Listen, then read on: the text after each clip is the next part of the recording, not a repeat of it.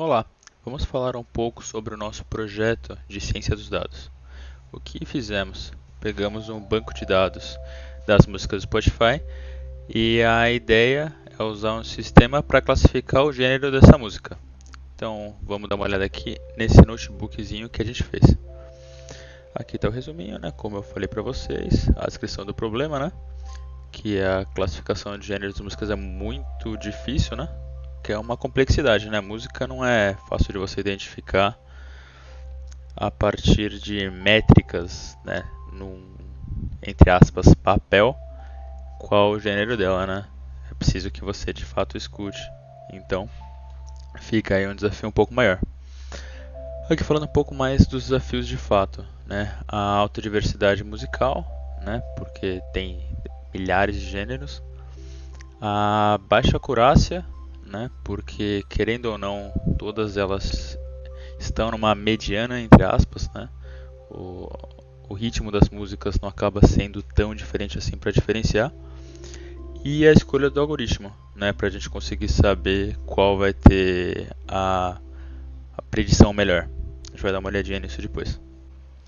Falando um pouco da metodologia para a preparação dos dados, no tratamento de vazios, como a gente tem apenas cerca de 18 mil linhas, a gente, ao invés de tirar os vazios, a gente substitui os valores vazios por uma média da coluna do gênero classificado, assim, criando meio que uma média para cada classe. A gente removeu os categóricos porque a grande maioria das características que a gente realmente vai usar para analisar são numéricos. Então a gente tirou a princípio, né, o nome do artista, o nome da música, considerando, né, que o artista não influenciaria no gênero. E normalizando os dados, né, a gente pode usar o Standard Scaler, né, que aí, como só vai ter os numéricos, não precisa fazer nenhum hot encode nem label encode. E na questão do modelo, a gente vai testar esses diversos modelos, né, árvore de decisão, vizinhos, boost no gradiente, perceptron, enfim, todos esses para ver qual vai acabar dando uma precisão melhor na nossa predição. Então agora vamos ver um pouco mais direito, né, o código. Aqui temos as importações, a leitura do CSV e assim é a base de dados padrão. Vamos dar uma olhadinha um pouco melhor nestes dados. Esse aqui é o dado de treinamento, né, que a gente vai usar com aqui diversas colunas. Depois a gente vai ver um pouco mais específico o que a gente vai usar. E aqui a gente consegue ver que tem a coluna class, né, que ela vai identificar o gênero de fato, né, é um treinamento supervisionado. E quando a gente for testar o algoritmo, a gente vai usar esta base de dados, que aqui não contém a class, né, de fato, para fazer a previsão. Voltamos aqui agora para o notebook. Aqui a visualização dos dados, né, mapeamento das classes, as classes que a gente achou mais pertinente, né? A gente usou aqui os labels, né, mapeamento das classes. E aqui temos o primeiro gráfico da contagem dos gêneros no nosso dataset. Como vocês conseguem ver, o rock está com uma proporção muito maior.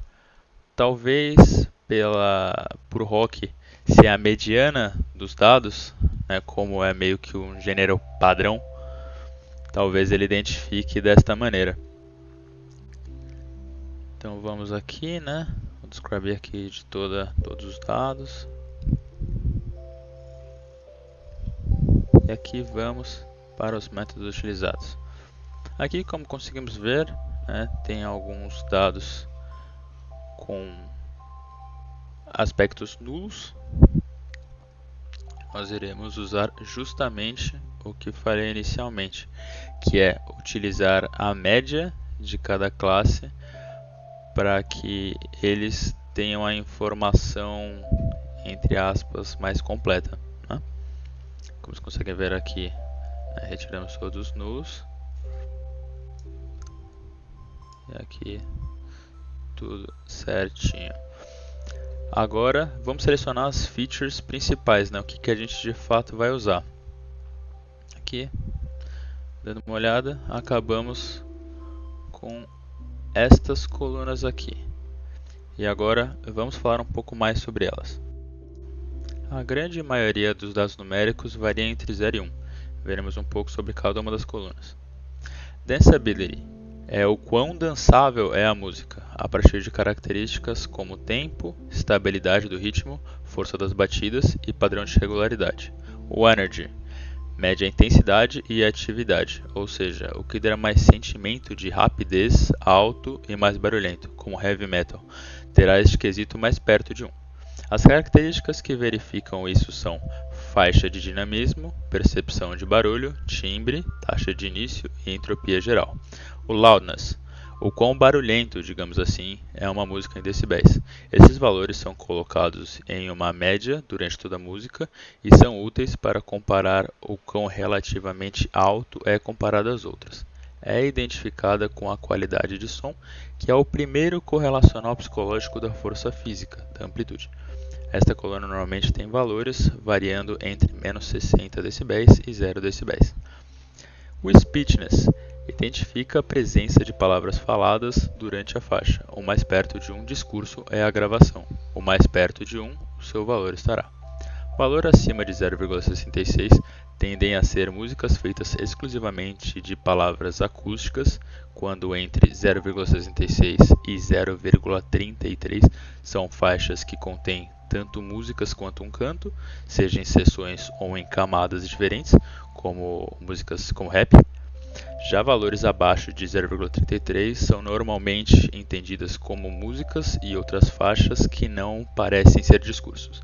Esta informação tende a acompanhar uma das próximas duas colunas utilizadas, que são a acousticness, a definição do quão acústica é uma música, com o valor 1 representando uma alta confiança de a faixa ser acústica, e instrumentalness, prevê se a música contém ou não um canto vocal. Com onomatopeias sendo entendidas como sons instrumentais, esta categoria foca em achar músicas mais focadas nos instrumentos e não numa letra. Assim, mais perto de 1 significa mais perto de um conteúdo sem um vocal. Valores acima de 0,5 podem ser assumidos como instrumentais, porém o mais perto de 1 maior a confiabilidade. Passando para as outras, o valence é a medição da positividade obtida ao longo de uma música. Quanto maior a valência, maior a positividade, tendo mais alegria, euforia ou animação, enquanto a valência baixa tende a criar um tom mais melancólico, depressivo ou até mesmo uma raiva. E duration in minutes, milliseconds é a duração da música em milissegundos. Passando agora para a parte da normalização. Utilizamos o Standard Scaler porque só temos valores numéricos, então conseguimos fazer este processo tranquilo. Agora, para o treinamento do modelo. Vocês conseguem ver que a gente de fato testou diversos classificadores. Aqui toda a base, todo o treinamento. E assim, como a gente consegue ver, o melhor modelo que conseguimos foi usando esse boost do gradiente, que chegou a um score de aproximadamente 0,62.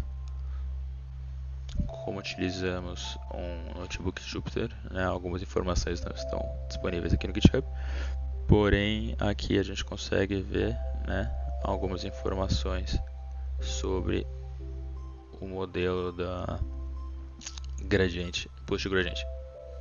E agora passando para de fato os testes, né, a predição dos novos casos. Como vocês conseguem ver aqui, né, os dados que tinham padrão, né? Agora nos testes, né, a gente dropa o NA, os testes, faz o scaler, né?